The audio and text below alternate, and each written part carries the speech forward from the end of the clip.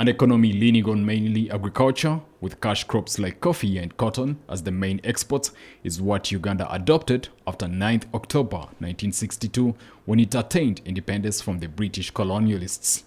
It is debatable to say that Uganda fully attained economic independence, as people argue that our economy is much more reliant on provisions both in commodities and foreign aid. In the first 8 years after independence was attained, economic growth was very impressive, with production of coffee and cotton accelerating. But with the rise of Idi Amin Dada to power in 1971 and the expulsion of Asians in 1972 who dominated production and economic activities, Uganda's economy went into a huge slump that led to years of economic collapse. Even when Amin was ousted, succeeding presidents like Yusuf Lule, Godfrey Binaisa, Tito Okello Lutwa, and Apollo Milton Obote did not help the economy grow because of the civil war and conflict that prevailed until 1986, when President Museveni took power through a guerrilla warfare. In the wake of the chaos left by Amin. In 1987, Uganda's economy was in its record low, with inflation standing at 190%. Strategic reforms to treat the sickening economy were imposed. These included devaluing the Uganda shilling, whose value was initially backed by copper and quality agricultural products like coffee and cotton. Additional reforms further limited government spending and borrowing and significantly reducing the size of the civil service and the army. These reforms saw Uganda's economy experience economic growth, with the high inflation falling steeply to 26%. Since then, Uganda noted significant growth, diversifying from agriculture, other sectors like manufacturing, service production, and many more. One would perhaps say that, with the natural endowments, Uganda's economy should be way up on the list of countries that have attained middle-income status. However, in the recent years, for many reasons, the economy has noted a lot of shortfalls, with middle-income status becoming only a dream whose targeted time of attainment is always pushed forward. This brings us to a question: what Uganda do we want in regards to the economy? Executive Director for the Private Sector Foundation, Mr. Francis Sirinya, elaborates more on this. Our economy being able to compete with our peers in other similar countries, so that when you decide to do something in Uganda, the cost of doing that product is much similar to the cost that another country takes to do that similar product, meaning that we are able to compete on equal terms with our other countries. Former Executive Director for Uganda Investment Authority, Dr. Maggie Chigozi, had this to say on the matter. I want a Uganda that is rich, that the economy is working, we have the corporates are doing well, and small and medium enterprises growing their businesses.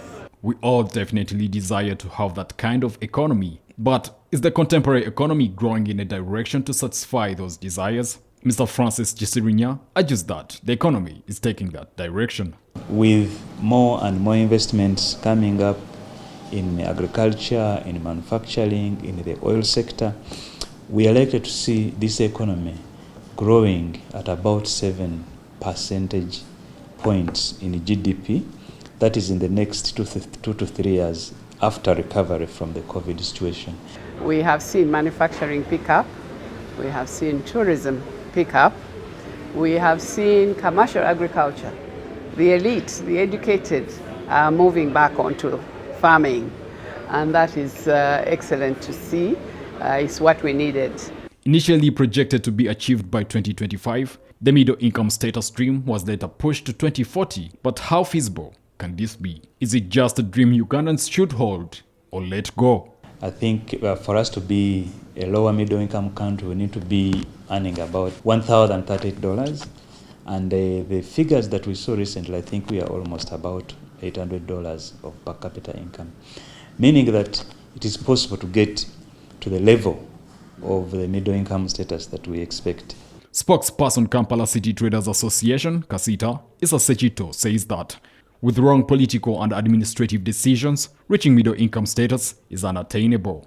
It's not hard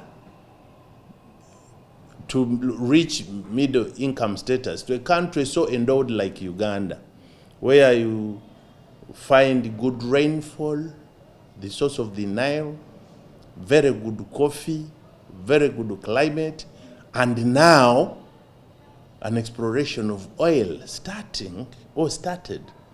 So all this shows you that the road to middle income status and even becoming a first world country are within reach, only that administrative decisions are not being taken. Dr. Maggie Chigozi believes that the problem of limited skills will greatly push the country forward if tackled. Is the skilling of Ugandans. So we have small people who didn't get the opportunity maybe to go to university, going and getting a skill. And even those who went to university are encouraged, if you can't find a job, get a skill. I mean, you could be an electrician, you could be a plumber, you could be a hairdresser, you could be tailoring, you could do films, you could, you know. As the nation continues to dream and strive towards middle income status, more challenges like imbalance in economic development across the country continue to be experienced. Some cities like Kampala, Mbarara, Jinja, and Gulu experience economic activity, whereas regions such as Karamoja sub-region are still lagging behind. Somebody hearing me will say this man is segregative. Since when? You go to these people, they get lots of money, apart from political positions, where the voters decide. The rest of the technical positions and the one who's deciding where money goes are all held according to the presidential will. This is what it is. When asked about the way forward, Sechito had this to say. Let us do our economy based on comparative and competitive advantage, professionalism. If it is a position, let it be floated. And if you beat me, and from there I will say you are blessed. Mr. Francis Chisirinya believes that the discovery of oil in the Albertine Graben is going to greatly boost the economy and also solve the problem of regional economic imbalance in Uganda. It is very clear that that transport oil belt is likely to receive a lot of investments related to oil, and we hope that those investments can be the precursor to developing manufacturing, developing big agriculture businesses, big services, which in the end should be in a position to help this country grow. The oil in the Albertine Graben is one of the expected drivers to accelerate economic growth in the country, but with oil comes the legendary oil curse. We have estimates from the Petroleum Authority of Uganda that say that the investments in oil and the oil sector will increase Uganda's GDP by 22%. Mr. Chisirinya, the executive director of Private Sector Foundation, also says the invested $20 billion in the oil sector will bring about infrastructure development like roads construction and the ongoing construction of a new airport in Kabale Bunyoro, which will increase passenger travel. He also believes that the airport is going to facilitate cargo transport, which in turn will boost manufacturing and agriculture, increase exportation of perishables, among other goods. But with all that money expected to flow into the economy, is Uganda ready to make good use of it, despite the challenges in economic planning to influence investment and infrastructure growth? Mrs. Maggie Chigozi had this to say. Our challenge has always been the implementation may not be that great. Either the funding is not available, or maybe we have very educated people as well, so we do have the workforce that we need, but we are not always able to implement the plans as prepared by the Ministry of Finance or the National Planning Authority. When asked what can be done to settle the planning and implementation issues, she said, funding should be found and maybe the oil and the minerals. Uganda has a lot of minerals as well that have not been exploited. So if we could get the oil and the minerals exploited, that would give us the money to then go ahead and implement the departmental, like agriculture, spend more on agriculture, spend more on health, spend more on education, once we have that money coming in. Besides the planning and implementation issues, Uganda has a heavy debt burden which citizens will have to pay, an issue that many believe is somehow affecting the growth of the economy. All we need is to tap our resources properly.